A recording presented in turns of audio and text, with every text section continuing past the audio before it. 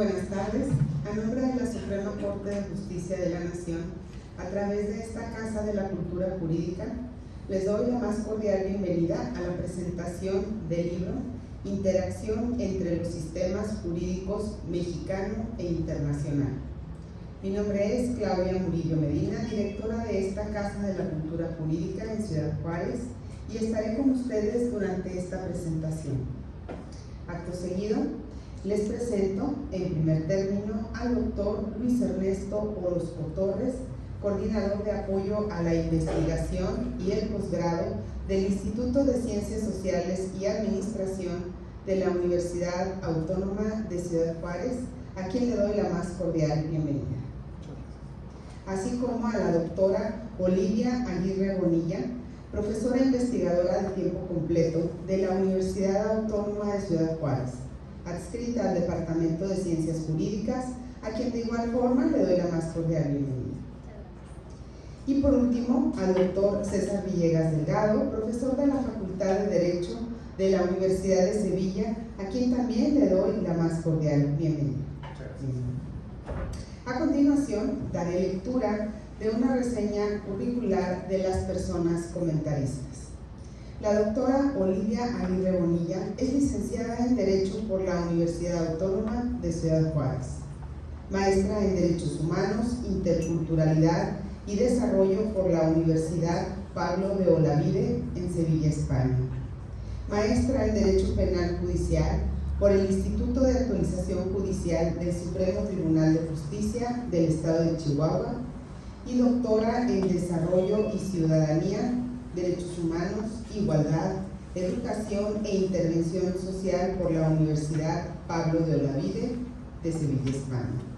Excomisionada de la Comisión Ejecutiva de Atención a Víctimas del Estado de Chihuahua.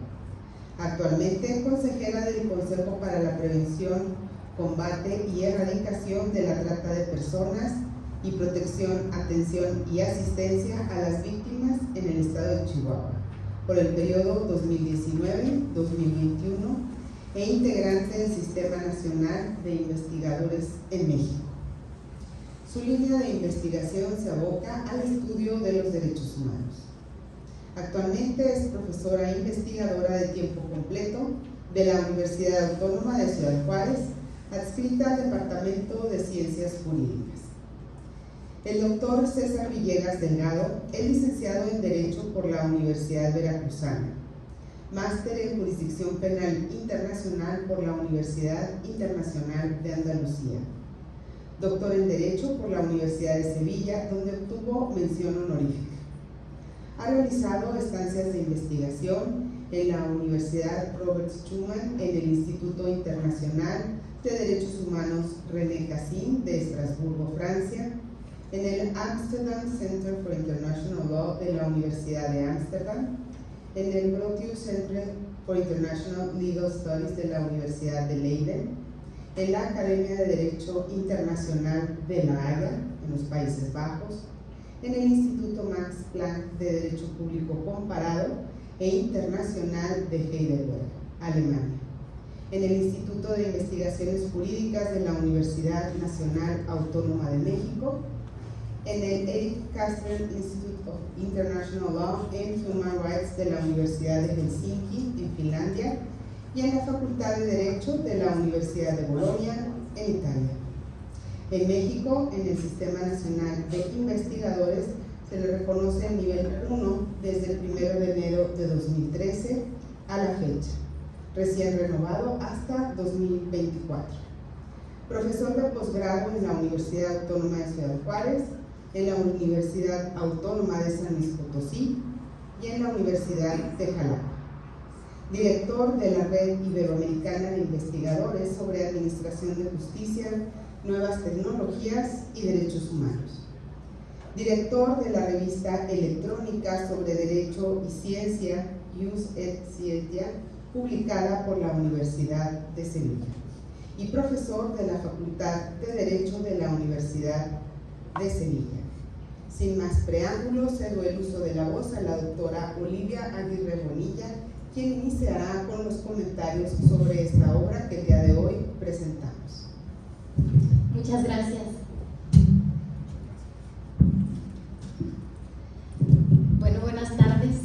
todos y a todas que el día de hoy nos acompañan aquí en la presentación del libro de mi buen amigo Luis Ernesto Orozco.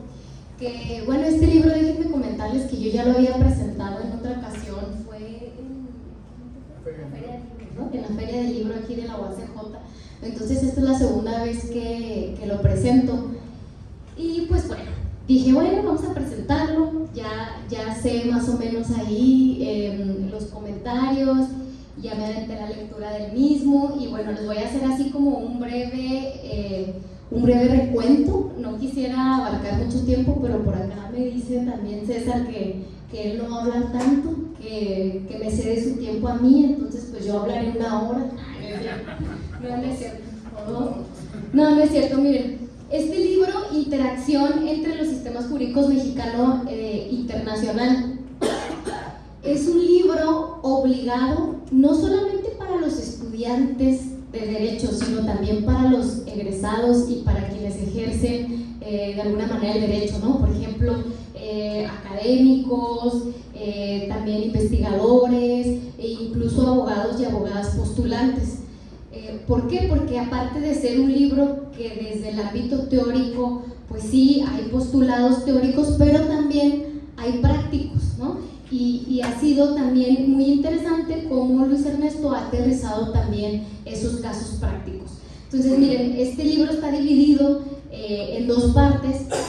La primera parte que a mí me gustó mucho porque pues realmente en ocasiones uno no se mete tanto al antecedente histórico, ¿no? Entonces aquí Luis Ernesto empieza narrando desde el apartado histórico para irse adentrando a las relaciones internacionales de México, ¿no? Entonces, en una primera parte está esta parte histórica de las relaciones entre México y Estados Unidos desde 1810, y de hecho narra muy bien ahí el tema de la doctrina Monroe, ¿no? ¿Cuál era esta doctrina Monroe en el que Estados Unidos se creía ese protector de nuevos estados germinados en los diferentes procesos de insurgencia? Y también esta doctrina que establecía esta política de protección sobre el resto de las naciones americanas. Entonces nos va introduciendo desde el apartado histórico al ámbito internacional y la relación que tenía México con Estados Unidos, ¿no? Incluso también por aquí comenta sobre el Tratado de la Amistad, Comercio, Navegación entre el Reino Unido y la Gran Bretaña e Irlanda, que posteriormente fue firmado por México el 6 de abril de 1825. Entonces, todo este recuento histórico, hay algunos puntos que, por ejemplo, yo desconocía y me pareció muy interesante también conocer esas relaciones entre México y Estados Unidos y cómo era esa relación, ¿no? Por otro lado, nos adentramos también a los antecedentes y el análisis de los antecedentes del artículo 133 constitucional y posterior a ello a la reforma constitucional en materia de derechos humanos de junio del 2011. Esta reforma pues ha sido una reforma trascendente para el Estado mexicano y no significa que antes no se hablaba de derechos humanos, ¿no? Sino que más que nada esta reforma viene a ser un parteaguas en el tema de que, bueno, ya no estamos hablando de garantías individuales, ya hablamos de derechos humanos y sus garantías y una serie de principios que introduce como el principio pro persona, y a partir de ahí también se analiza el tema del control convencional, ¿no? Que también es muy interesante el abordaje que hace aquí Luis Ernesto, y sobre también la contradicción de tesis 293/2011, que precisamente hablaba de esta controversia entre la jerarquía normativa, entre la Constitución y los tratados, y explica aquí Luis Ernesto, analiza esta contradicción de tesis 293/2011 y pues también el expediente varios 912 del 2010, que precisamente es ese parteaguas respecto a que si la jurisprudencia de la Corte Interamericana debía o no ser vinculante para el Estado mexicano. Aquí Luis Ernesto explica muy bien que, bueno, parte de este expediente varios 912/2010 de Rosendo Padilla, que ahí precisamente establece que era obligación nada más para el Estado aquellas jurisprudencias o aquellas sentencias en donde el Estado mexicano había sido parte, ¿no? Posteriormente este paradigma ya cambia y a partir de esta tesis 293/2011 se establece el criterio de la obligatoriedad de las jurisprudencias de la Corte Interamericana para el Estado mexicano, aun y cuando éste no fuera parte, ¿sí?, del caso.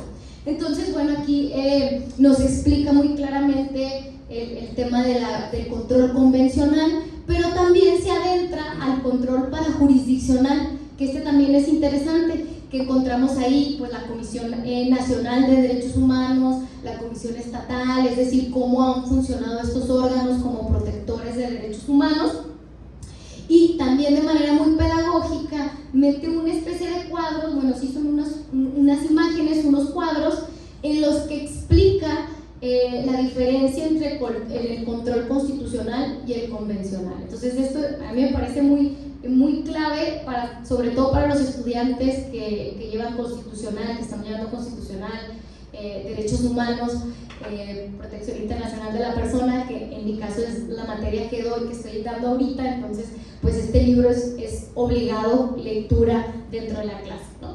Sobre todo porque explica con claridad cuáles son estas dos diferencias entre el control convencional y el control constitucional.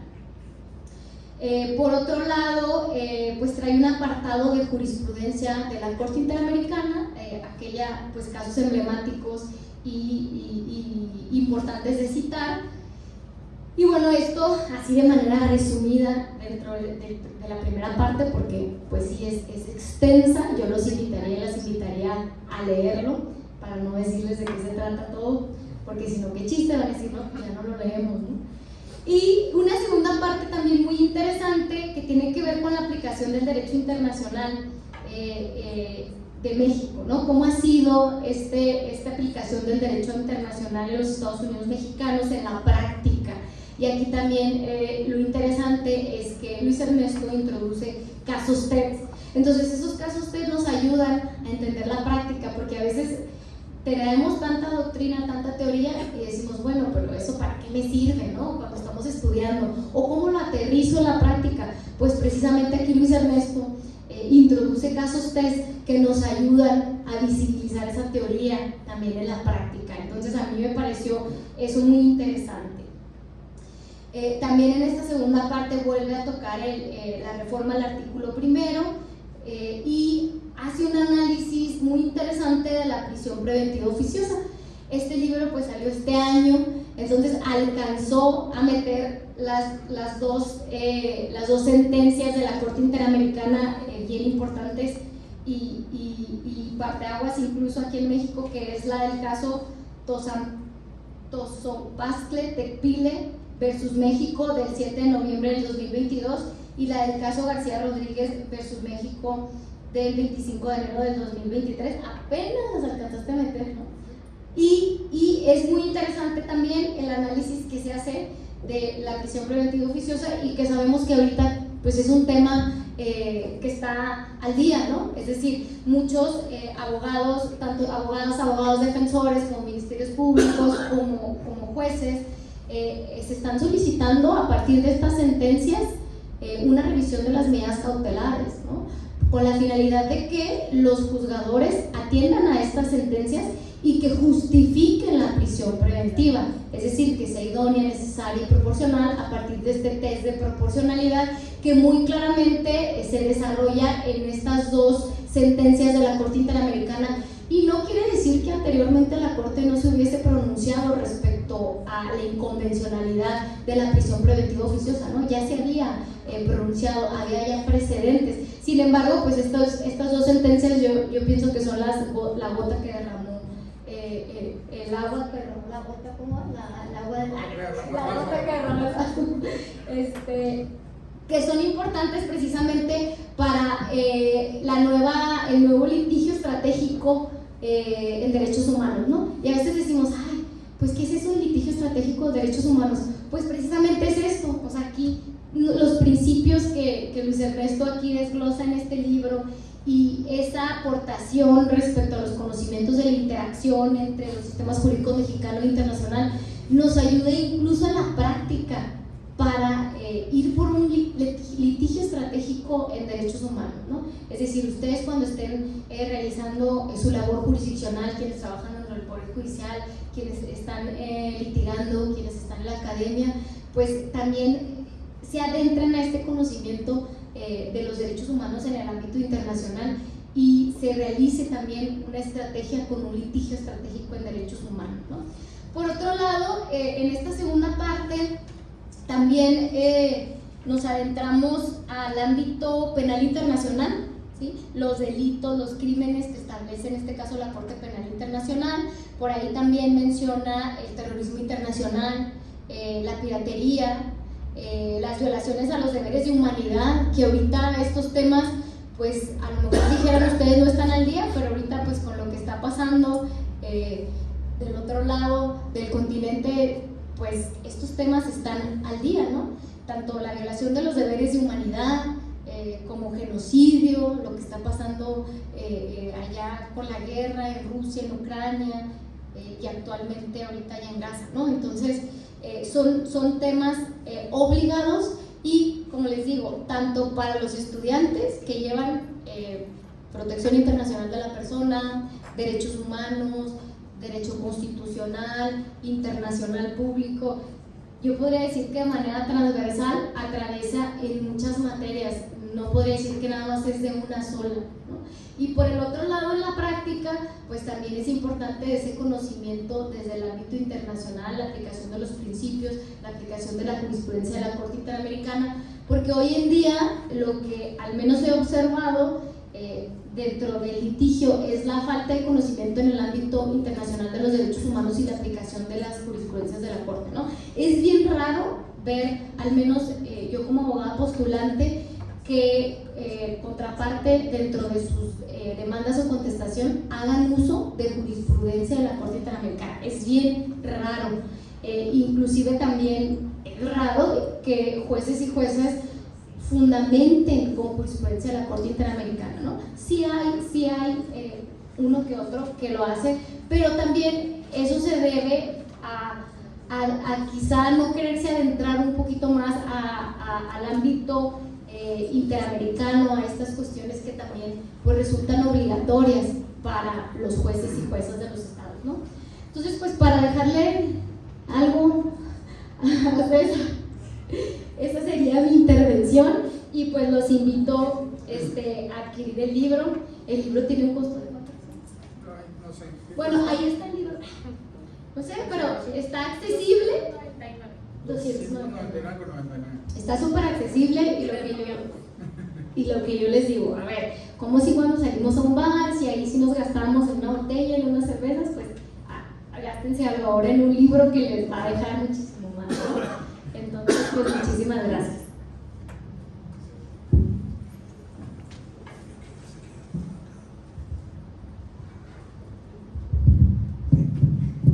Hola, ¿qué tal?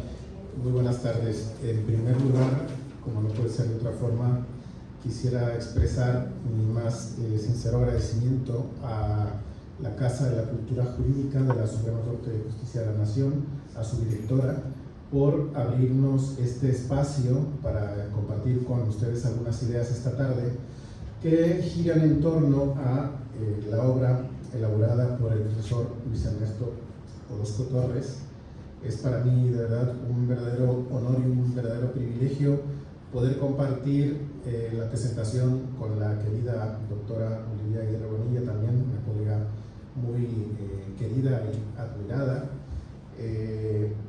Déjenme permitirles comentarles que tuve también el enorme privilegio, aunque no se lo crean, de haber sido sinodal en los tribunales cuando los doctores leyeron sus tesis doctorales. Sí, también. Entonces le decía a Olivia que yo ya me empiezo a convertir en senior en lugar de junior como ella, aunque siempre dentro de nosotros queda esa duda de si nos estaremos volviendo, digamos, más expertos, ¿no? Más sabios que los demás. Pero particularmente respecto a esta obra, también déjenme confesarles que he sido testigo de excepción.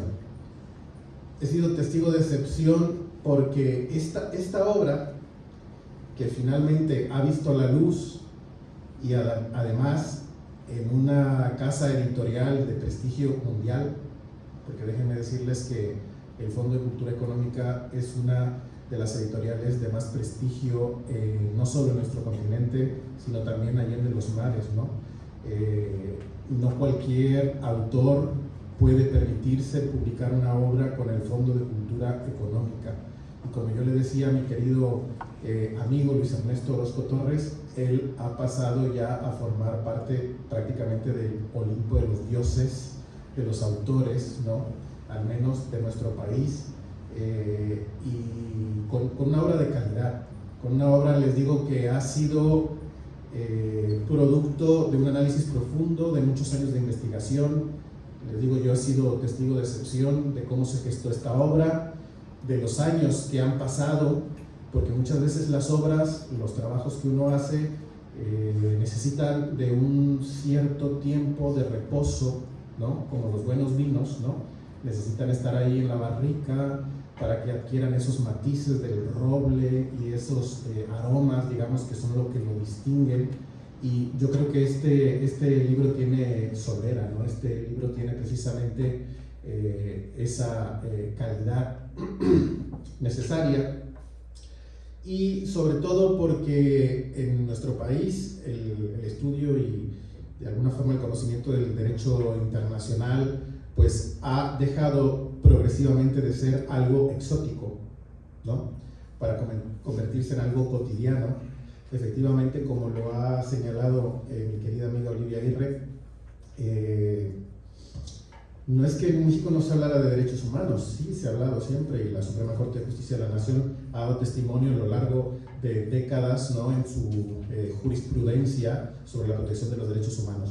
Pero es cierto que no es relativamente hasta hace escaso tiempo que la protección de los derechos humanos experimenta un proceso de internacionalización y después hace un viaje de vuelta de la internacionalización de la protección de los derechos humanos a ese retorno, ¿vale?, a las constituciones nacionales de los estados de nuestra región latinoamericana, porque es una constante no solo en México, sino en toda Latinoamérica, que las constituciones progresivamente se han ido abriendo al derecho internacional de los derechos humanos.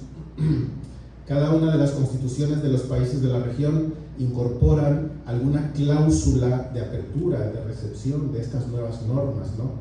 De estas normas cuyo desarrollo pues debe mucho también al sistema interamericano de protección. No podemos concebir nuestra realidad actual sin la contribución de tanto de la Comisión Interamericana de Derechos Humanos como sobre todo de la Corte Interamericana de Derechos Humanos. Y aquí déjenme abrir un paréntesis porque quisiera mencionar que México ha tenido un papel protagónico en el sistema interamericano de protección de derechos humanos. Hemos tenido 3 presidentes. México ha dado 3 presidentes a la Corte Interamericana de Derechos Humanos. El primero de ellos, el profesor Fix Zamudio. El profesor Fix Zamudio, una institución que iniciara su carrera precisamente ahí en la Suprema Corte de Justicia de la Nación y que posteriormente se incorporara al Instituto de Derecho Comparado, creado, establecido por el exilio, los exiliados, los españoles exiliados, los republicanos que llegaron huyendo de la represión de la dictadura, crean el Instituto de Derecho Comparado. Ahí es donde se forma el maestro Fix, a tal grado de que él decide dedicar su vida y consagrar su vida a la investigación y a la docencia. Deja la Suprema Corte de Justicia de la Nación, donde era secretario de Estudio y Cuenta, para dedicarse digamos, de lleno a la investigación. ¿Y quién iba a decir al maestro Fix que iba a terminar siendo juez de una corte, de un tribunal internacional en materia de derechos humanos? Además tuvo mucho mérito no por haber sido el primer mexicano, sino porque cuando el maestro Fix es, digamos, postulado para la corte, o sea, México no tenía prácticamente andadura en el Tribunal Internacional y contó con los apoyos suficientes para poder ser no solo juez, sino ser también presidente. Y posteriormente el segundo presidente de la Corte Interamericana que hemos tenido ha sido don Sergio García Ramírez, también reputadísimo, conocidísimo procesalista, ¿no? Penalista, procesalista, que dejó su impronta también ahí en la Corte Interamericana de Derechos Humanos, y podemos reconocer, digamos, la aportación de don Sergio García Ramírez en múltiples de las sentencias dictadas por este tribunal. Me gustaría particularmente recordar, por ahí del año 1999, cuando el presidente de la Corte Interamericana era Augusto Cansado Trindade, el profesor Cansado Trindade, que precisamente nuestro país acude al sistema interamericano, digamos, de forma previa a presentar una demanda contra los Estados Unidos ante la Corte Internacional de Justicia por el tema relativo a todos aquellos paisanos mexicanos indocumentados que en los Estados Unidos habían sido condenados a la pena capital, y se había descubierto que la inmensa mayoría de ellos, el 98%, habían sido privados del derecho a la asistencia consular. Es decir, que cuando se detenía a los inmigrantes, les digo generalmente vulnerables, ¿no?, como lo son los inmigrantes indocumentados, cuando se les leían sus derechos a través de la cláusula Miranda, pues no se les informaba de que tenían precisamente, digamos, la prerrogativa, ¿no?, establecida por un tratado internacional de tener la asistencia de las autoridades de su país, ¿no? Antes de acudir a la Corte Internacional de Justicia, nuestro país acude ante el sistema interamericano y eleva una consulta, porque eso es lo que, digamos, forma parte de las opiniones consultivas de la Corte Interamericana. Su función consultiva es responder preguntas que plantean los estados, y nuestro país plantea una pregunta a la Corte Interamericana, y esa pregunta giraba en torno a la naturaleza del derecho contenido en el artículo 36.1 de la Convención de Viena sobre relaciones consulares, y se preguntaba hasta qué punto o en qué medida el derecho de asistencia consular constituía un derecho humano, ¿vale? La Corte Interamericana, presidida por Antonio Cansado Trindade, elabora un trabajo excelente, y esta opinión consultiva es memorable, la opinión consultiva 1699, que es la primer, digamos,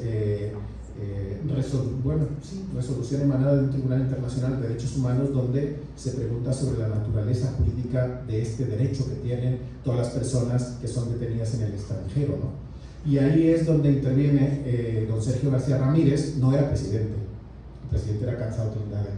De hecho, esa opinión consultiva para mí tiene nombres y apellidos. Esa opinión consultiva es Cansado Trindade y García Ramírez. El profesor García Ramírez,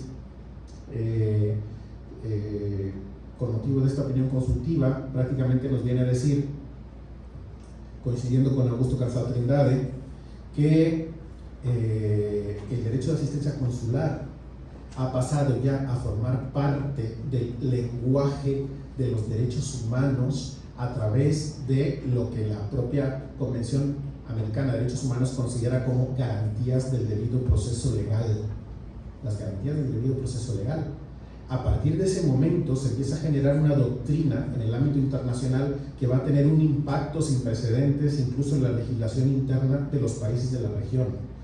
El derecho de asistencia consular es considerado hoy día como parte de las garantías del debido proceso legal. O sea que si a un indocumentado que se le ha detenido en el extranjero, aquí mismo nuestros paisanos o todos los centroamericanos que van a los Estados Unidos, y no se les da el derecho a ponerse en contacto con sus autoridades consulares, no solo se les está privando de un derecho concedido a un Estado en un tratado internacional que se hizo en Viena, que es algo así como muy exótico y muy lejano y tal, sino que se está hablando de violaciones del debido proceso legal. Y no cabe duda que hoy día todos tenemos la conciencia de qué son las garantías del debido proceso legal y cuáles son las consecuencias de la violación de las garantías del debido proceso legal, ¿no? Entonces vean cómo esto pone de manifiesto esa interacción de la que habla el profesor Orozco Torres en el libro. O sea, el derecho internacional ha dejado de ser algo exótico para convertirse en algo cotidiano, hasta el punto de que hoy día no podemos concebir el ejercicio de la profesión, ni del abogado, ni del juez, ¿no?, ni del fiscal, ni del Ministerio Público, sin que conozcan, ¿vale?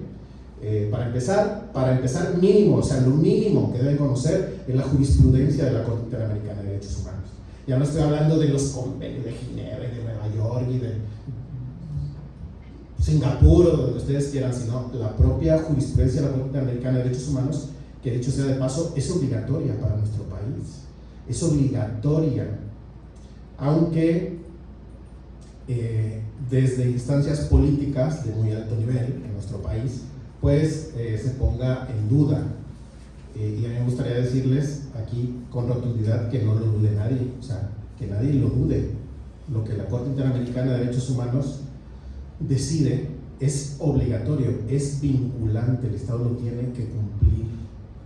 Y me atrevo a decir esto porque desde hace por lo menos un año se viene cuestionando incluso la propia legitimidad de la Corte Interamericana de Derechos Humanos, sobre todo a raíz de estas dos sentencias a las que hacía mención también la profesora Olivia Aguirre, Sempate Tecpile del año 2022 y García Rodríguez y Reyes Alpizar del año 2023, que se refieren a la prisión preventiva y al arraigo, y particularmente la última de ellas a la prisión preventiva oficiosa.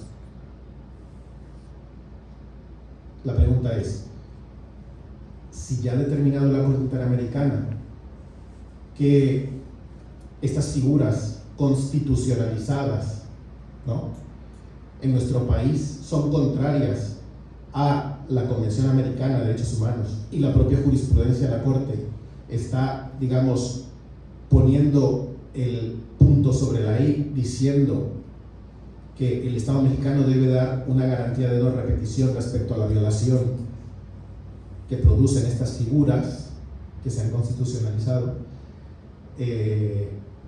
Yo me pregunto cuál sería, y me gustaría plantearlo también aquí a los compañeros de mesa, cuál sería la mejor garantía de no repetición. Si ya sabemos que la prisión preventiva oficiosa y el arraigo violan obligaciones internacionales en materia de derechos humanos del Estado mexicano, ¿cuál sería la mejor forma de garantizar la no repetición, que es una obligación internacional del Estado? Garantía de no repetición. Pues sin lugar a dudas, modificar la Constitución.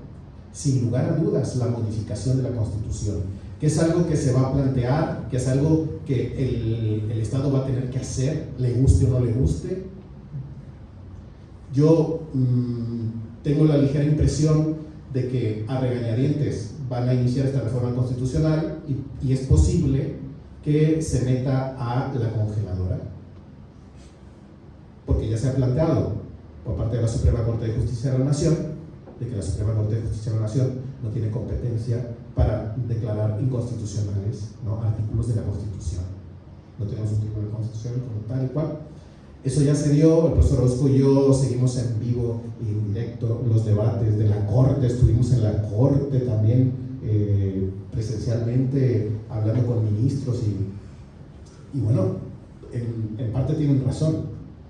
En puridad técnica, pues tienen razón, ¿no? O sea, es una labor que tiene que cometer el constituyente y se tiene que modificar la Constitución. ¿A quién compete? Al Poder Legislativo. Y va a tener que ser el Poder Legislativo el que implemente esta reforma constitucional para dar esas garantías de no repetición que la Corte Interamericana le está exigiendo a nuestro país respecto a estas figuras constitucionalizadas que violan derechos internacionalmente protegidos, entre ellos las garantías del debido proceso legal. Las garantías del debido proceso legal. Les digo, no es cualquier cosa, no es una cuestión menor. O sea, ¿cuántas personas en este momento en nuestro país se encuentran en prisión preventiva oficiosa? ¿Y qué es lo que hace la prisión preventiva oficiosa? La prisión preventiva oficiosa le dice al juez: señor juez, mire, le vamos a quitar el margen de interpretación que a usted le compete, se lo vamos a quitar. Y nosotros en la ley le vamos a poner que cuando se trate de A, B, C, D y E, usted no va a poder decidir ni interpretar ni nada, directamente va a decretar prisión preventiva oficiosa. Y eso es, digamos, por lo pronto, desde mi punto de vista, ¿no? Pueden coincidir conmigo o no, naturalmente, una, digamos, violación también del principio de división de poderes, o sea, una intromisión de un poder, ¿no?, legislativo, ¿no?, en esa facultad que tiene el poder judicial, que dicho sea de paso, tiene que ser naturalmente pues independiente, ¿no? digamos, ve coartada esa facultad interpretativa, porque la propia ley está diciendo que cuando se trate de estos supuestos en concreto va a tener que decretar la prisión preventiva oficiosa, aunque no haya elementos entre los jueces. Aquí hay un juez exalumno querido en materia laboral, pero igual los jueces en materia penal que ven la integración y dicen es que no hay elementos suficientes para proceder, ¿no? Pues no, si se le ha acusado a usted, enciérrelo y ya veremos más adelante qué pasa. Esto es muy grave porque en el año 2018 el relator especial de las Naciones Unidas, Juan Méndez, visitó nuestro país. Estuvo en el norte, en el sur, en el centro, en el Pacífico, en el Atlántico. Se entrevistó como relator especial de las Naciones Unidas con personas que se encontraban privadas de libertad. Y como ustedes saben que los relatores especiales de las Naciones Unidas, al tener el permiso del país, pues también gozan de inmunidad porque son altos, digamos, funcionarios de las Naciones Unidas, pues gozan de inmunidades, las inmunidades diplomáticas y tal, y ellos tienen la capacidad, por ejemplo, de personarse sin invitación previa, ya que han sido autorizados para visitar a una prisión y entrevistarse con los reos de forma, digamos, independiente, sin que haya ninguna autoridad presente, ¿no?, para levantar sus informes. Cuando Juan Méndez vuelve a Ginebra y rinde su informe, en México se genera un gran escándalo porque el titular de la rueda de prensa del relator especial de las Naciones Unidas contra la tortura en Ginebra fue, respecto a la visita a México, que México es un país en el que se detiene para investigar en lugar de investigar para detener, y es un país en el que se practica sistemáticamente la tortura, ¿no? Y eso desde luego que al gobierno de turno pues no le pareció, naturalmente, ¿no? Y dijeron que no, que en México que la tortura, que barbaridad había dicho ese señor, que era un mentiroso, que no sé qué, que no sé cuánto, ¿no? No fue este gobierno, no es este gobierno, fue el gobierno anterior, ¿no?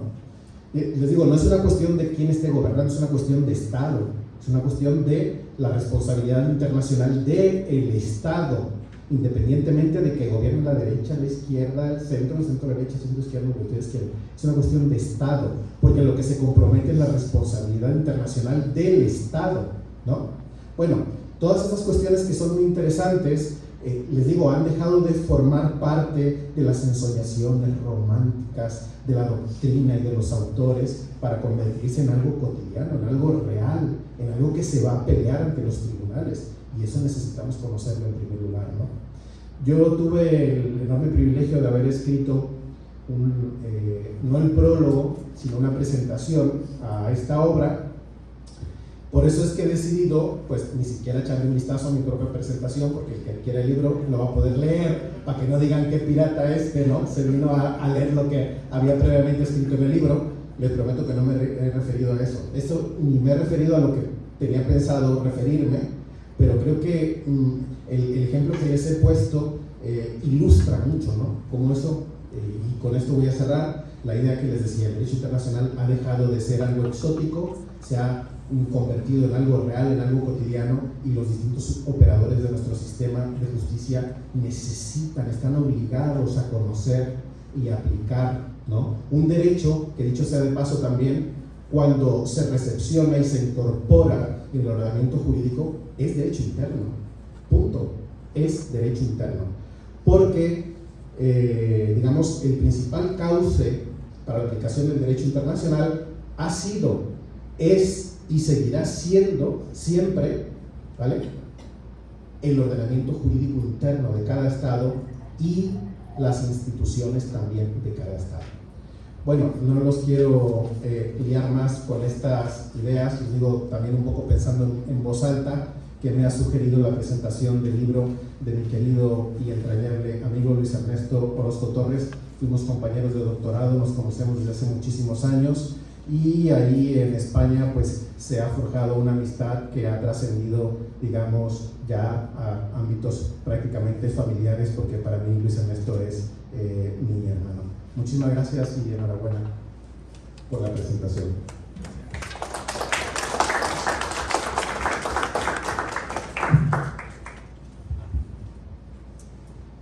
Me es grato escucharlo los comentarios.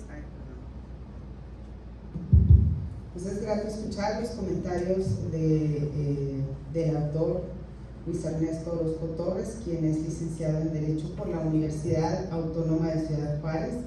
Obtuvo el testimonio de alto rendimiento académico otorgado por el Centro Nacional de Evaluación para la Educación Superior, Ceneval. Máster en Derecho Internacional Penal por la Universidad Internacional de Andalucía. Doctor en Derecho por la Universidad de Sevilla. Obtuvo mención cum laude y el premio extraordinario de doctorado de la Facultad de Derecho de la misma universidad. Miembro del Sistema Nacional de Investigadores del Consejo Nacional de Ciencia y Tecnología nivel 1. Miembro regular de la European Society of International Law. Miembro de la Asociación Española de Profesores de Derecho Internacional y Relaciones Internacionales de Madrid, España, y de la Escuela Diplomática de Madrid. Entre sus publicaciones se encuentran Europa y España frente al Brexit, retos y alternativas, de la editorial Tirant Leblanc. 100 años de Constitución, estudios multidisciplinares, también de la misma editorial, así como el de Europa y España frente al Brexit, retos y alternativas. La asistencia consular como derecho humano en Jiménez Solares, Elba Migración, colección Desafíos de la Justicia Penal, de la misma editorial Tirant Leblanc, y el INACIP.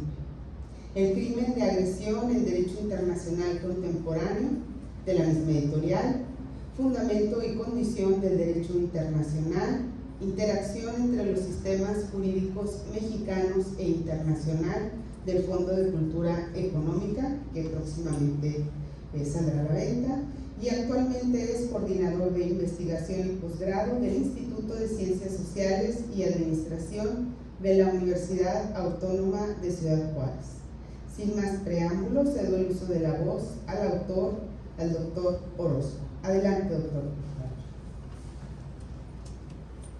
Sí, muchas gracias. ¿Se escucha bien? Sí. Muchas gracias, maestra, antes que nada por la invitación a su casa de la cultura jurídica, que es casa de todos nosotros.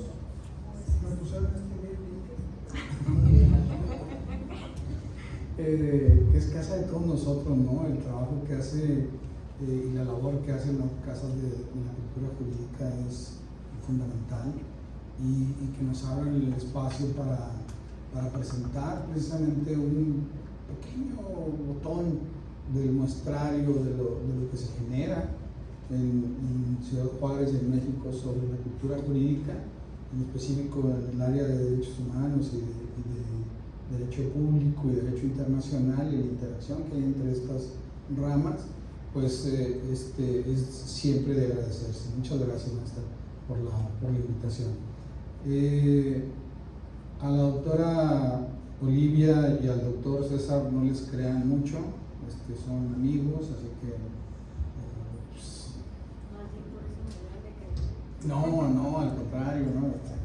Son halagos, pero son amigos, ¿no? Que nacen de la amistad, que vienen del compañerismo y la amistad que tenemos de muchos años, ¿no? Miren, dijo 4 veces el doctor Villegas la palabra exótico. No sé si ustedes lo han contado, yo sí. Dijo 4 veces la palabra exótico. Pero hay una razón por la cual lo dijo, ¿no? Hay un autor que se llama David Kennedy, que no hay que confundirlo con Duncan. David Kennedy es un exponente de los estudios críticos del derecho, pero enfocado al derecho internacional, de los estudios críticos de derecho, pero en el ámbito internacional. Entonces tiene un artículo, que además lo pueden encontrar en español, tiene un artículo sobre la enseñanza del derecho, y a mí me llamó mucho la atención porque es si se recordarán ustedes, los estudios críticos del derecho parten de la metodología o tienen base en la metodología marxista, ¿sí? En el marxismo. Entonces, y tienen muchos soportes interesantes, y por supuesto hay muchos soportes que no comparto y que no todos los internacionalistas compartimos. Pero en ese artículo sobre la enseñanza del derecho, dice, él es profesor de la Universidad de Nueva York, ¿no? ¿Sí, verdad? La Universidad de Nueva York. Y dice, miren, cuando yo era estudiante y todavía en Estados Unidos, cuando hay un seminario sobre derecho internacional, dice, esos seminarios le llamamos seminarios exóticos. Por eso me acordó de la palabra. Seminarios exóticos que van personas que les gusta estudiar temas pues, exóticos, ¿no? O sea, como el sexo de los ángeles, ¿no? Casi. Así, o el género de los ángeles, diríamos ahora, ¿no? Peor tantito, ¿no? Peor bronca. Que no sirve para nada y que ahí se están discutiendo las obras, pero en realidad no tiene ninguna aplicación práctica, ¿no? Y entonces, a mí me llamó muchísimo la atención cuando yo leí eso sobre, que estaba leyendo a David Kennedy diciendo eso. O sea, en cambio, dice, están los seminarios de doctorado en las universidades de Estados Unidos sobre derecho mercantil, derecho corporativo, derecho de lo que sea, y están abarrotados, ¿no? Están llenos de gente ansiosa de aprender cosas que van a poner en práctica. Y yo decía, ¿por qué uno de los exponentes más importantes cuando hablan de esta tendencia de los estudios críticos del derecho en materia de derecho internacional, ¿por qué dice eso, no? O sea, me daba la impresión que estaba, no sé, ninguneando de alguna manera la disciplina, ¿no? Una disciplina a la que le ha dedicado 30, 40 años de su propia vida. Y después entendí por qué. Pero luego de pensarlo, después de estarlo meditando y estar diciendo, ¿por qué este hombre diría semejante cosa, no? O sea, si el derecho internacional sí es práctico. Y luego me cayó el 20. Es que él es gringo. ¿Sí? Él es gringo. Y no tiene nada malo, ¿no? Cualquiera es gringo, no pasa nada. Lo que quiero decir es que él está formado y vive en un sistema jurídico donde no tienen firmados tratados internacionales en materia de derechos humanos, salvo algunos casos que se les han escapado, como es el artículo 36 de la Convención de Viena sobre relaciones consulares, ¿sí? Que se les escapó, o sea, se lo firmaron porque se les escapó, seguro no lo vieron, y luego cuando viene la sentencia, o bueno, el caso que estaba hablando ahorita el doctor Villegas, es el caso Avena, de México contra Estados Unidos, pues claro, si bien la Corte Internacional de Justicia, que más o menos el curso que ahorita que hablaba la doctora de litigio estratégico, México supo hacer muy bien el litigio estratégico, es como un ejemplo, ¿no? para explicitar lo que es el litigio estratégico. En vez de ir a presentar la demanda directamente contra los Estados Unidos por la violación al artículo 36 de la Convención de Viena sobre relaciones consulares, México primero se fue a la Corte Interamericana y no le hizo una, le hizo como 13 o 15 preguntas, un montón, pero todas tenían que ver con si el artículo 36 tenía un contenido de derechos humanos y que si cuáles eran las consecuencias y que si era parte de lo que podríamos entender como las reglas del debido proceso que nos explicó ahorita el doctor. La opinión consultiva sale favorable para México y entonces México toma esa opinión consultiva y dice muchas gracias y se va a la Corte Internacional de Justicia y entonces mete la demanda contra Estados Unidos en el caso Avena y pongo esto como refuerzo, ¿no? No es vinculante para ti, pero hay muy buenos argumentos aquí.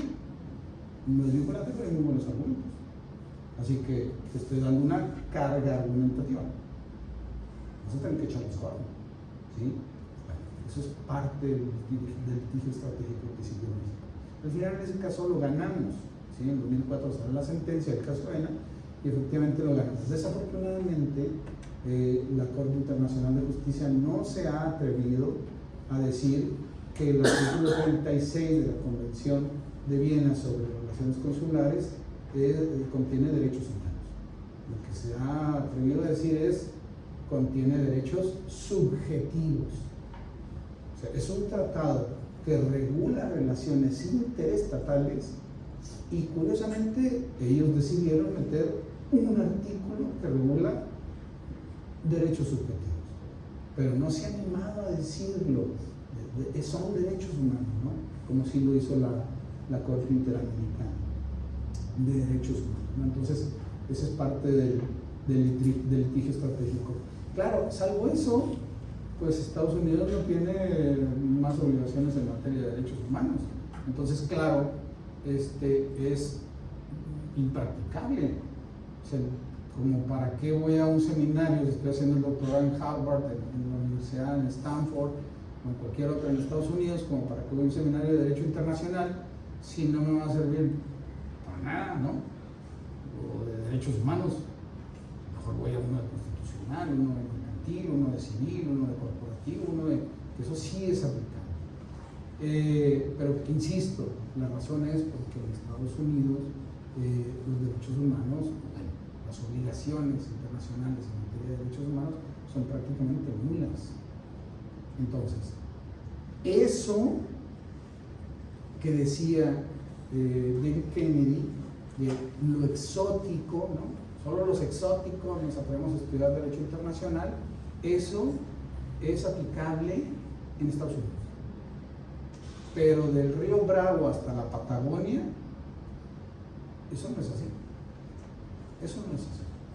Definitivamente yo estoy de acuerdo con la doctora, los derechos humanos son transversales y están en todas las áreas, en todos los ámbitos del quehacer de la autoridad, ¿no? En nuestros países. Y bueno, algo que yo estoy seguro que ustedes han escuchado en conferencias, sus clases, qué sé yo, es por ejemplo que la reforma de derechos humanos en 2011 vino a cambiar el paradigma de derechos humanos, ¿no? En México. No es así, no fue en realidad la reforma. La reforma lo que hizo fue cristalizar un proceso que empezó si no recuerdo, el 16 de diciembre de 1998, cuando México retira la reserva que tenía sobre la jurisdicción contenciosa de la Corte Interamericana de Derechos Humanos. Y cuando retira, no es más que un folio donde dice, pues venimos a retirar la reserva que presentamos cuando firmamos la Convención Americana y, número uno, aceptamos la competencia contenciosa, la jurisdicción contenciosa de la Corte Interamericana, perdón, y número dos, México se obliga a cumplir con todas las sentencias que dicte sobre asuntos que tengan que ver con México. Solamente eso dice. Y firmado, sellado, y se acabó. Y a partir del día siguiente entra en vigor. O sea, retiramos la reserva y a partir de ahí estamos dentro de todo el espectro del sistema interamericano. De todo el espectro. Antes solamente estábamos dentro del espectro del subsistema de la Comisión Interamericana, pero ahora, a partir de 98, estamos dentro de todo el espectro. Entonces, el Poder Judicial de la Federación hizo un gran trabajo del 98 hasta el 2010 con la sentencia del expediente Varios 912 de Radilla Pacheco. O sea, fueron una década donde nosotros fuimos, fíjense bien, incorporando toda la jurisprudencia de la Corte Interamericana. Concretamente fuimos integrando tres figuras, ¿sí? Las tres figuras que nosotros decimos que las inventamos o bueno, las constitucionamos en 2011, mentira, ahí cristalizaron, pero en realidad el Poder Judicial de la Federación las fue incorporando, las fue metiendo al torrente sanguíneo de nuestro sistema jurídico desde el principio de la década de los 2000. ¿Cuáles son esas figuras? Principio pro persona, interpretación conforme y control de convencionalidad. ¿Sí? El Poder Judicial de la Federación empezó a incorporar todas esas y esos estándares, se les conoce como estándares mínimos de protección o estándares interamericanos mínimos de protección, los fue incorporando, y el culmen es el expediente Varios 912 del caso Rayero Pacheco, ¿no? De hecho, ahí en el caso Rayero Pacheco, ahí viene el cuadro, ¿no? De donde cambiamos radicalmente desde el modelo de control de constitucionalidad, de ser un modelo centralista a ser un modelo de 4 tipos: centralista, difuso, de determinación específica por el Tribunal Electoral y el de todas las autoridades en el ámbito de sus competencias. Así que cambió radicalmente. Dice esa sentencia, una sentencia que viene de la Corte Interamericana. Entonces, claro, yo también, como el doctor Villegas lo dice, tengo ese temor, y no por el Poder Judicial, el Poder Judicial lo está haciendo bien, lo está haciendo bien porque sigue haciendo su trabajo, en cuanto que, bueno, pues está aplicando y está generando el derecho vivo, pero sí otros poderes del Estado mexicano sí noto esa resistencia a realmente generar esas garantías de no repetición de la sentencia, ¿no? De estas 2 sentencias, de Zompaxtle y Reyes Alpizar. Son bien interesantes. Yo les voy a ser sincero, yo esperaba que nos fuera muy mal con las sentencias, sobre todo de la Reyes Alpizar. No solo esperaba, quería que nos fuera muy mal, quería que nos dieran una muy buena regañada, o sea, que fuera muy dura la Corte y que dijera, por favor, reformen su constitución, o sea, quiten la figura de la prisión preventiva oficiosa y de los rayos, ¿sí? ¿Por qué? Esto es importante. ¿Por qué? Porque claro, yo soy internacionalista, entonces yo como internacionalista, para mí el asunto está zanjado. El que tiene prevalencia en el ámbito internacional, no en el ámbito interno, pero sí en el ámbito internacional, es el derecho internacional. ¿Por qué? Porque el artículo 27 de la Convención de Viena de Derechos sobre Tratados dice que los estados se comprometen a no alegar su derecho interno como una forma justificada de incumplir con sus obligaciones internacionales. ¿Ya está? México es parte de eso, entonces está obligado a no alegar su derecho interno para incumplir sus obligaciones internacionales.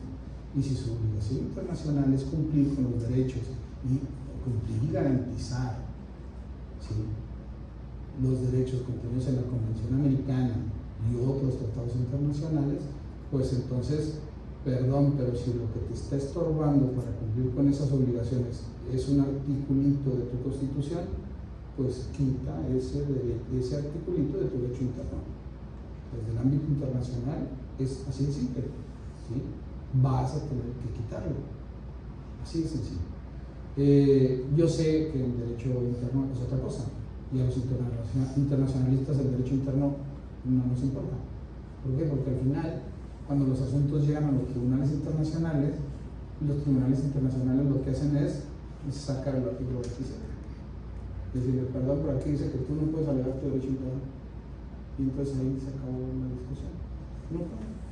No pueden decirlo, ¿no? Porque además se comprometieron a ello. Y es un principio fundamental del derecho internacional, ¿no? Sin ello no podría existir nada. Y bueno, en el libro efectivamente,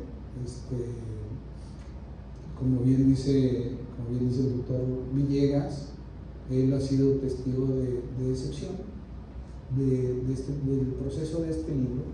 Este libro está basado en la investigación que yo hice sobre mi tesis doctoral, que la empecé, no me lo van a creer, pero yo la empecé el 10 de junio del 2011. Ese día tengo el registro, yo ni cuenta de la reforma, pero ese día está sellado mi proyecto de investigación de tesis doctoral. Desde junio de 2011.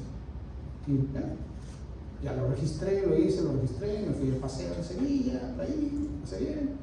Y cuando vuelvo me entero que hubo la reforma de derechos humanos y yo, ¡wow! ¡Qué bien! O sea, pasé, fíjense bien, después del 2011, porque claro, yo de internacionalista tengo desde el 2001, me fui a hacer la maestría y el doctorado a Sevilla.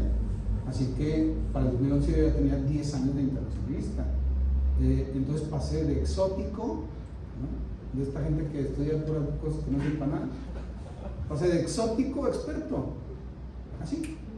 El mismo día que registré mi proyecto, y yo ni cuenta. Cuando llegué a la reforma dije, genial, porque ahora todos los operadores jurídicos, todos tienen que saber lo mínimo de derecho internacional. Lo mínimo. Lo primero que les digo yo a mis alumnos últimamente en mis clases es cuando tengan que trabajar con instrumentos internacionales, chéquense estas cosas. Número 1, ¿está vigente el tratado? O sea, ¿ya entró en vigor en el ámbito internacional? Número 2, ¿está firmado por México? Número 3, ¿entró en vigor aquí en México? Número 4, ¿hay reservas que puso México? ¿Quién le aceptó esas reservas? Y tercero, ¿hay declaraciones interpretativas? O sea, que México haya formulado. Eso sí, y les digo, miren, con que se aprendan eso, ya valió la pena todo el semestre de la clase. ¿Por qué? Porque sé que algún día van a llegar a su despacho, donde sea que sean operadores jurídicos, y van a tener que trabajar con un texto o con un instrumento internacional, con un tratado internacional. Ahora, no basta trabajar con los textos. Es como si en el ámbito nacional quisiéramos trabajar con las leyes. A mí me importa muy poco lo que diga el Tribunal Superior de Chihuahua, y a mí me importa muy poco lo que diga el Poder Judicial de la Federación. Yo me apego a lo que dice la ley. Pues estás jugando con la mitad de las fichas, ¿eh? O sea, estás jugando en una final de fútbol con 5 jugadores. ¿Así? ¿Por qué? Porque lo que dice la ley y lo que dice la Corte, que dice la ley, pues son cosas muy distintas, pero muy distintas. Y lo que dice la Convención Americana y lo que dice la Corte Interamericana, que dice la Convención Americana, también son cosas bien distintas, ¿sí? Completamente. Así que no basta con conocer los textos de los tratados internacionales, sino el contenido de las jurisprudencias y de cómo va evolucionando y de cómo lo vamos integrando, ¿no? Déjenme les digo, a mí me encantó que me perdí en esa parte. Cuando sale la sentencia de Sompaxle y de Reyes Alpizar, yo la leí y los resolutivos es tan escueta, nomás dice, déjese sin efecto la figura de la prisión preventiva oficiosa. Bueno, antes de eso dice lo mismo que dicen siempre las sentencias, téngase esta sentencia como una forma de reparación, ¿sí? O sea, la propia sentencia tiene que ser una forma de reparación integral, y luego genérense garantías de no repetición y bla bla bla. Pero lo segundo es, déjese sin efecto la figura de la prisión preventiva oficiosa. Y yo, la verdad, me enojé un poco. Y yo, no pudieron haber sido más duros.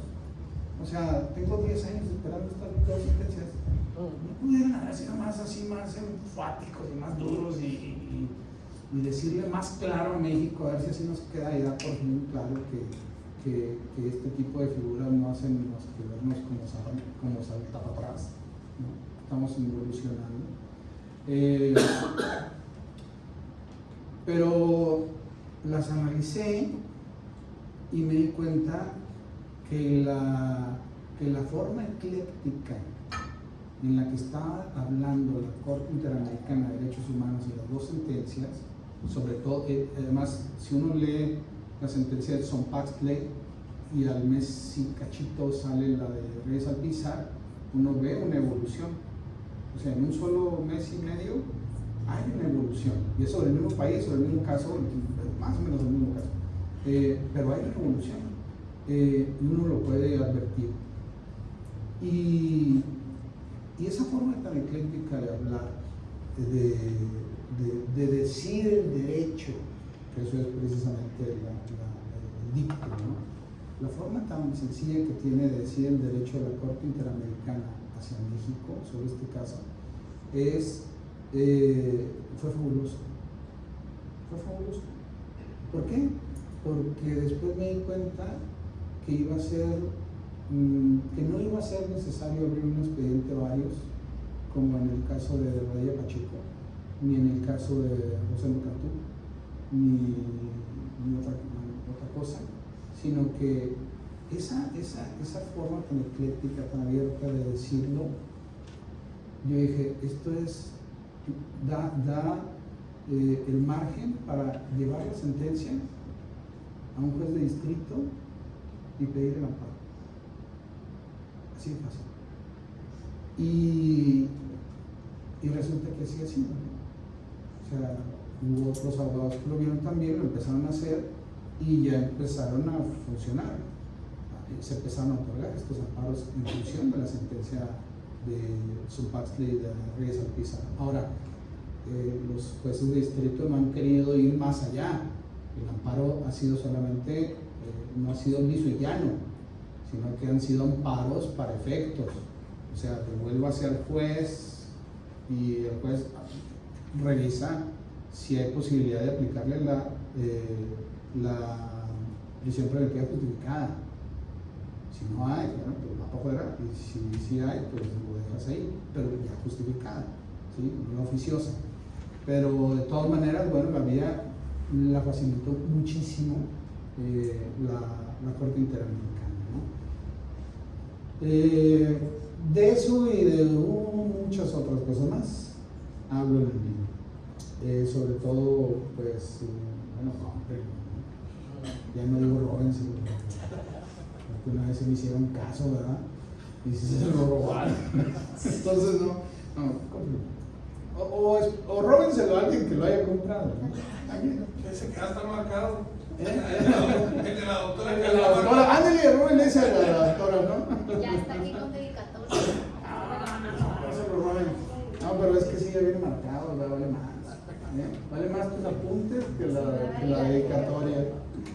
Bueno, no sé, a mí me gustaría mucho escucharlos. Ustedes no sé si tengan inquietudes, dudas, comentarios, y me gustaría que tuviéramos algún momento de ser posible. ¿Tenemos tiempo todavía? ¿Sí? Por favor.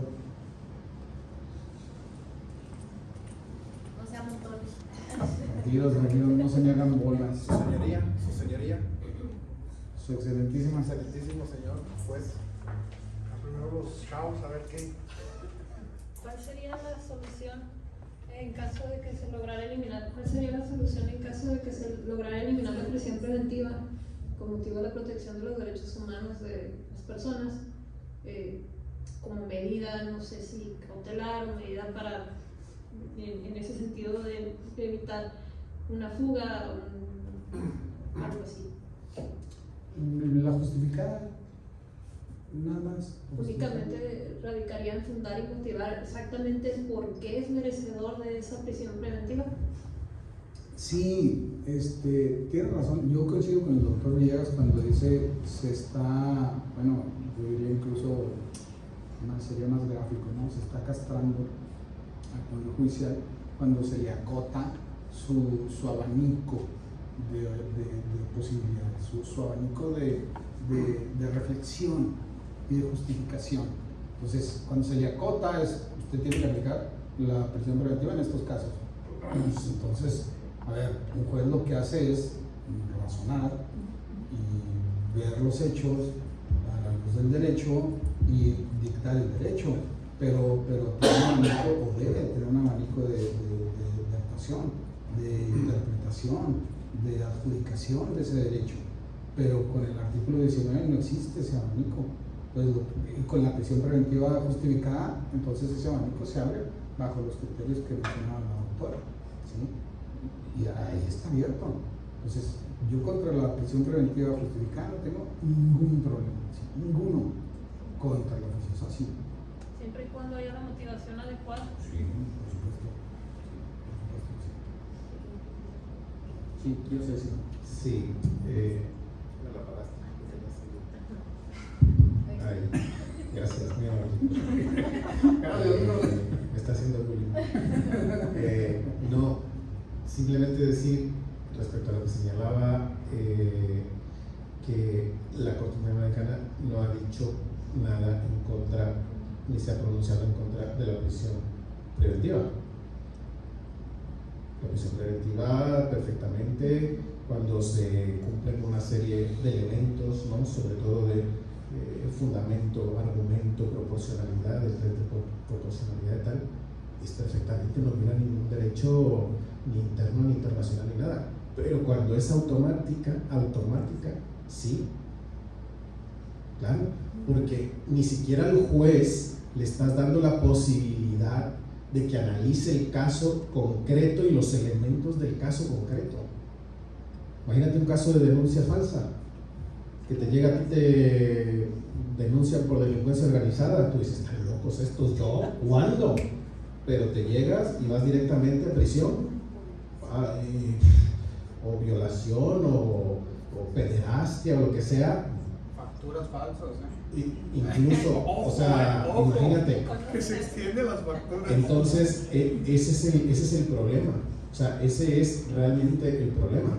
Es una violación de las garantías del debido proceso legal, y la Corte Interamericana dice la prisión preventiva oficiosa viola por lo menos estos artículos de la Convención, que son garantías del debido proceso legal, la presunción de inocencia. O sea, se parte de la base de que eres culpable hasta que demuestres lo contrario. Eso no puede ser, ¿no? Eso sí que viola garantías del debido proceso legal, eso sí que viola obligaciones internacionalmente asumidas por el Estado, eso sí que viola lo que la Corte Interamericana de Derechos Humanos viene diciendo desde hace décadas, y el Estado está obligado a acatarlo, naturalmente. Insisto en que es muy importante también una labor pedagógica para el público en general, ¿no? Porque dicen, es que la Corte Interamericana está atacando las armas que tenemos para luchar contra la delincuencia organizada y tal. No es cierto, ¿no? O sea, lo que se pronuncia es sobre los excesos en esos instrumentos que, dicho sea de paso, en nuestro continente han tenido mucho auge en determinados países, entre ellos el nuestro, en la lucha contra la delincuencia organizada, ¿no? Partiendo de aquella idea trasnochada, ¿no? De la teoría del derecho penal del enemigo. Esas son ideas ya desfasadas, por lo menos en Europa, pero que en Latinoamérica se están aplicando y tienen mucho auge. Ve tú lo que ha hecho Bukele en El Salvador. O sea, si alguien de ustedes se va de vacaciones a El Salvador, no lleven tatuajes, porque los van a meter a la cárcel. Y vaya, delincuentes peligrosos. Así es que escondan sus tatuajes cuando vayan a El Salvador, porque por ese hecho puedes terminar en la cárcel. Eso es una aberración, ¿no? Es un caso extremo, pero es así, ¿no? Nada más para abonar un poquito a eso, ahorita en la práctica lo que están haciendo los tribunales, bueno, lo que se está solicitando en los tribunales es que aquellos que estén en prisión preventiva oficiosa, aquellos que hayan entrado antes de que salieran estos dos criterios y posteriormente un criterio de la Corte reciente, están solicitando la revisión de las medidas cautelares. ¿Para qué? Para que el juez ahora sí la justifique, o sea, deje a un lado la oficiosa y se justifique a través del test de proporcionalidad, idoneidad, necesidad y proporcionalidad en sentido estricto. Si no se logra justificar, no hay elementos, pues entonces sí tendrían que dejarlo en libertad. A lo que yo me he enfrentado también en la práctica es que hay mucha resistencia, inclusive por el propio Poder Judicial, ¿no? O sea, hay jueces que sí están aplicando estos criterios y hay quienes dicen, ay no, yo esa bolita mejor se la mando al Poder Judicial Federal y que ellos me ordenen. Entonces, ¿qué pasa? Que también a los operadores, tanto del lado de la defensa, pues les hacen trabajar doble, porque pues ¿por qué no tomas de una vez los criterios y me justificas de manera idónea, proporcional, en sentido estricto, si esa persona va a seguir o no en prisión, ¿no? Entonces, ¿qué hacen? Que muchos de ellos no quieren precisamente aplicar y se van a que se vayan al amparo y ya pues hacen trabajar también doble al litigante para que los tribunales federales ordenen, a ver, no, es que si tienes que entrar a justificar la prisión preventiva. Muchas gracias. Precisamente esa era mi curiosidad, de si ya el Poder Judicial lo estaba aplicando. Pues tal cual, algunos. y solamente Algunos porque me ha tocado resistencia, o sea, he visto esa resistencia en varias audiencias, o sea, como que me ha tocado que ministerios públicos dicen, no, es que esa juez sí ya está aplicando estos criterios, y luego en otras audiencias, no, esta juez no, o este juez no está aplicando. Entonces, pues bueno, de todos modos, tarde que temprano los tienen que aplicar, porque si no los aplican ellos, los van a ordenar el Tribunal Federal que los aplique. Eso es lo que está pasando con el caso del exgobernador, ¿no? sí. Ese es el rato, ¿no? No, no he seguido muy a detalle el caso de César Duarte. ¿Qué más o menos qué pasa? Porque el delito por el que estás por peculado, eso menciona un delito grave. Y si bien es cierto, él se fue a Estados Unidos porque tenía propiedades en Estados Unidos, pero también tienen propiedades en México, entonces no sería riesgo que se sustractiera de la acción de la justicia. Yo pienso que el caso es meramente político, por Sí. eso no van a salir y por eso no aplican los criterios, pues. Sí, porque si no hay riesgo de sustracción y hay todos los elementos ahí para que pueda salir en libertad y enfrentar su proceso en libertad, pues yo creo que más es tema político también. Entonces,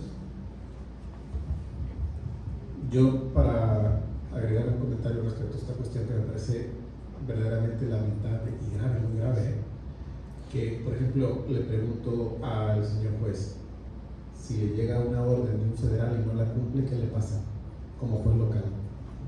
Pues en el mejor de los casos una multa, Y en el peor, pues hasta destitución. destitución, claro. Pero si, por ejemplo, el Consejo de la Judicatura del Estado te manda a expedientar y te expulsa y te persigue por darle cumplimiento a una orden de un federal, ¿en dónde queda el juez? ¿En dónde está el juez? ¿Cuál es la posición del juez? ¿A quién le haces caso? O cometes un delito al no cumplir lo que te está haciendo federal, o te van a expulsar, empapelar y difamar desde tu propio poder judicial local. No, pues qué complicada pregunta. No, pues en ese caso digo yo así en corto, digo, pues mejor cuido la chamba y ya veo cómo me defiendo en los Ahí federales. avienta esta pelota. Sí está muy caliente, pero es particularmente lo que yo haría, o sea, cuido la chamba, cuido el fuero, veo que me cobije la casa y ya veo cómo me defiendo ante los federales o algún mecanismo de defensa con criterio por haber inaplicado la resolución, a ver qué se puede hacer. Eso lo comento porque en el estado de Veracruz ha habido un caso lamentable de persecución de una jueza por haber cumplido una orden de un federal, ¿no? Y claro, si tú estás escuchando constantemente por parte del gobierno de turno de que el Poder Judicial se dedica, ¿no?, a liderar a los delincuentes, ¿no?, y emprendes una campaña política de acoso y derribo en contra del Poder Judicial, atentando contra la división de poderes y atentando contra uno de los pilares de todo Estado de Derecho, que es la independencia del Poder Judicial, eso es muy grave, es muy, muy grave y muy preocupante. A mí me preocupa mucho.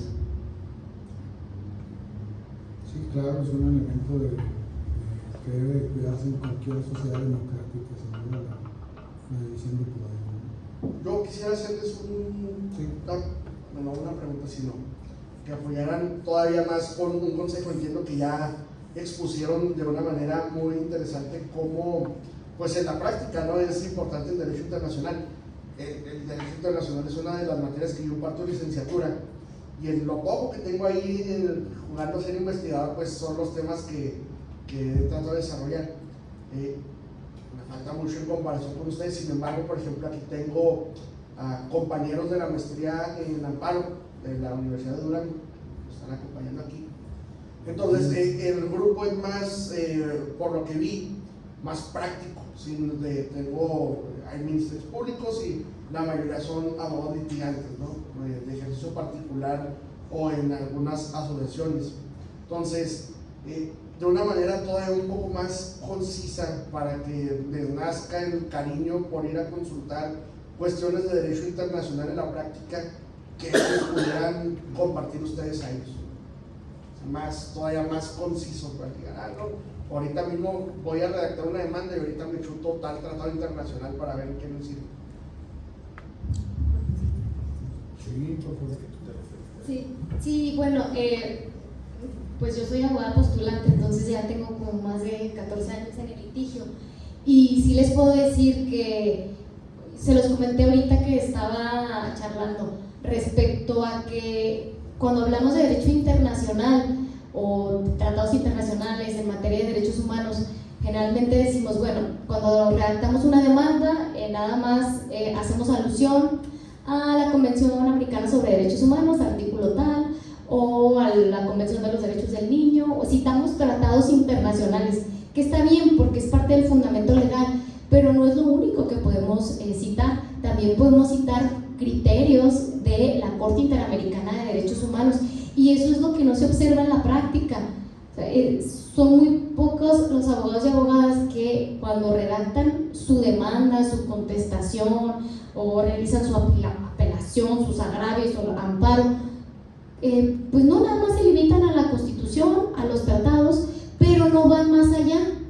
Por ejemplo, en temas de jurisprudencia de la Corte Interamericana, pues hay muchísima, ¿no? Y luego, por ejemplo, opiniones consultivas, que si bien no son obligatorias, pero son criterios de interpretación que también nos pueden servir. Entonces hay que adentrarnos a este sistema interamericano del que no está visible en el litigio y en la práctica.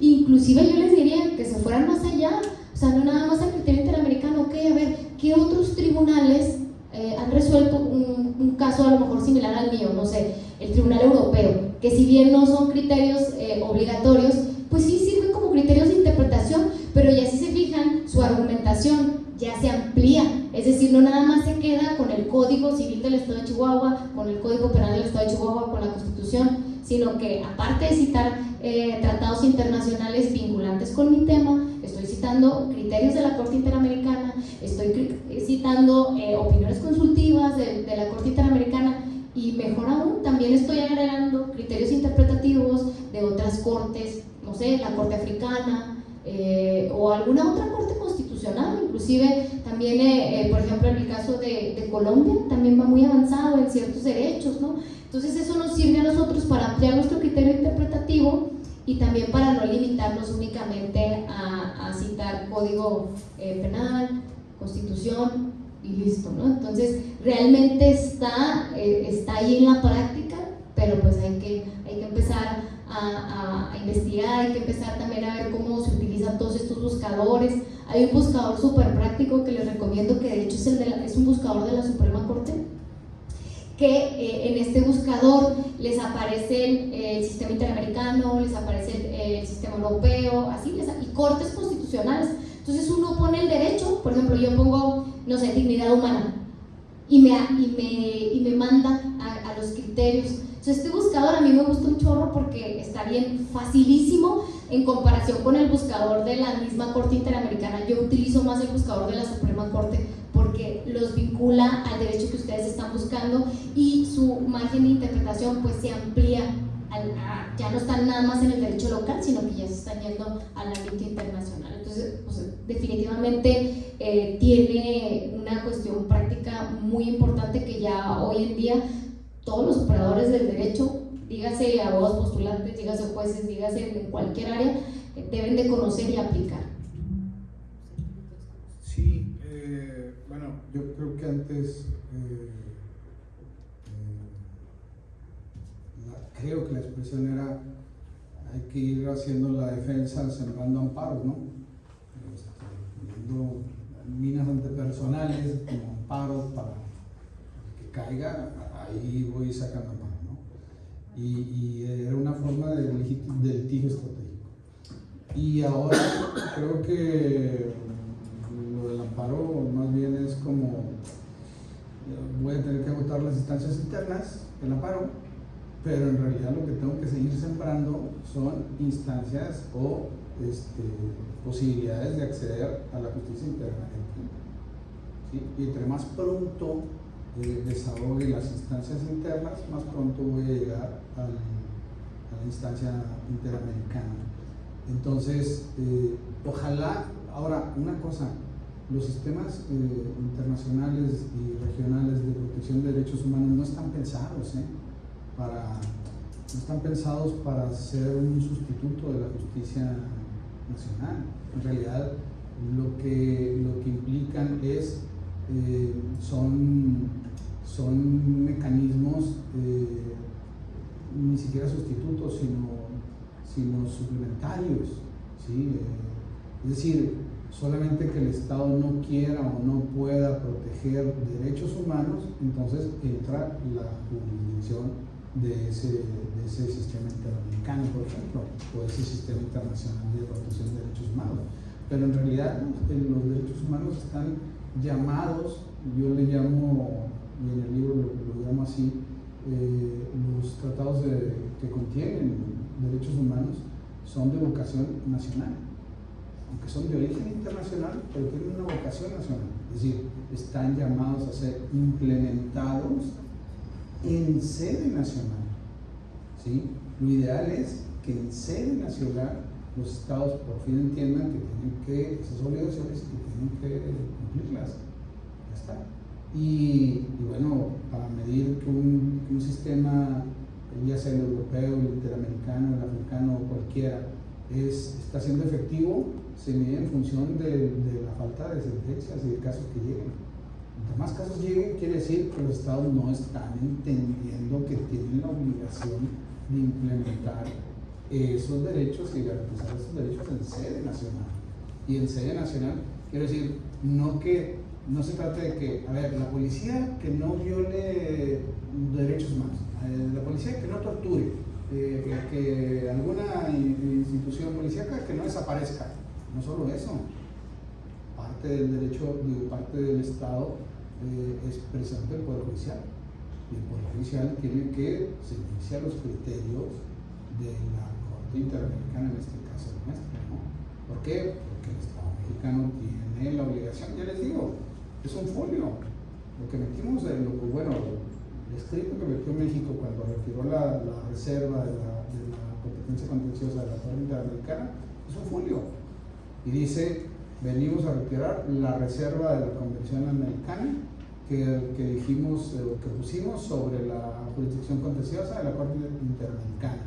Número 1, aceptamos la jurisdicción. Número 2, nos comprometemos, o sea, México se compromete a cumplir con todas las sentencias que dicten en su convenio. O sea, México expresamente lo está diciendo, lo está comprometiendo. O sea, no es una cuestión, como decía ahorita el doctor Villegas, no es una cuestión de Estado, no es una cuestión de gobierno en turno, es una cuestión de Estado. Y bueno, pues en ese sentido, pues los juristas tenemos un buen trabajo, mucho trabajo, los juristas en todos los ámbitos, puede ser nuestro ámbito la academia, puede ser nuestro ámbito de la judicatura, puede ser como fiscales, como jueces o como litigantes, pero tenemos un gran trabajo y el gran trabajo es precisamente transmitir estos conocimientos a las personas que no lo tienen, es decir, divulgar esto, ¿no? O sea, yo agarro, no sé, a alguien de un Uber y le digo, oiga, si ya se fijó que salió la sentencia de Zompastle, me va a decir, ¿y eso qué lo que? Así como en España, ¿y eso qué lo que? Pues nada más los de la Corte Interamericana, ¿y eso qué lo que es? Pues es que hay mucho que... Pero agarro un taxista, un Uber en Europa y le digo, viste, pues igual de la sentencia no, pero bueno, no se sabe que existe el Tribunal Europeo, ¿no? Entonces, hay mucho que hacer, los juristas tenemos mucho que hacer, los operadores, en divulgar todo ese conocimiento. Por eso digo la importancia que tiene la Casa de la Cultura Jurídica, que no es solamente para abogados, sino para todos aquellos que se quieran acercar, porque es importantísimo esto de la cultura jurídica, y ese trabajo lo tenemos todos los juristas en todos los ámbitos de nuestra competencia. Estar permeando esas cosas, que no es fácil que el ciudadano de a pie comprenda, entienda y acceda a ese conocimiento, y es nuestro trabajo permearlo hacia ellos, hacerlo de forma accesible hacia ellos, ¿sí? Que tengan conocimiento de que tienen sus derechos, ¿no? No sé, de que tiene una posibilidad de combatir una resolución sobre prisión preventiva oficiosa. Pues eso es elemental. O sea, como cualquier ciudadano que tenga ese conocimiento, pues ya le estamos dando una herramienta para si en un futuro va a ser imputado sobre un delito que merezca esta penalidad del 19 constitucional. No sé si hay alguno, bueno, no sé si hay tiempo, nos quedan como 5 minutos. No sé si hay alguna otra pregunta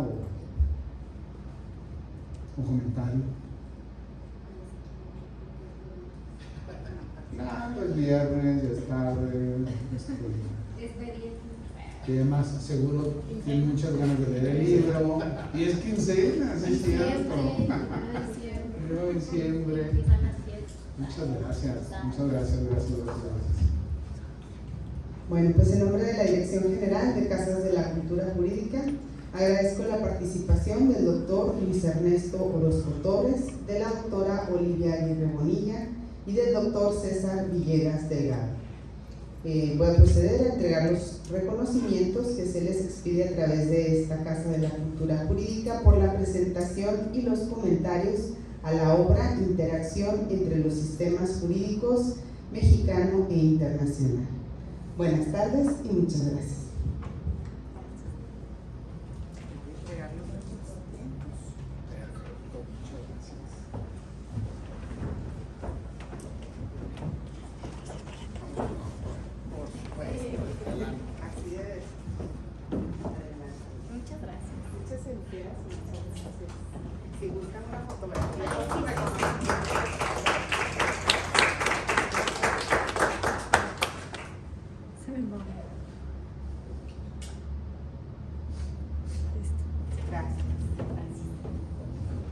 Al doctor César Villegas Delgado.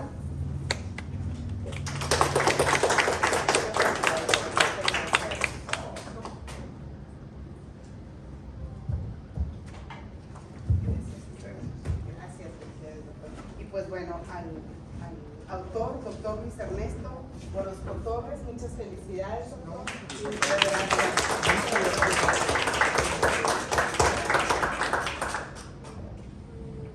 Gracias. Muchas gracias a ustedes por la paciencia y la atención.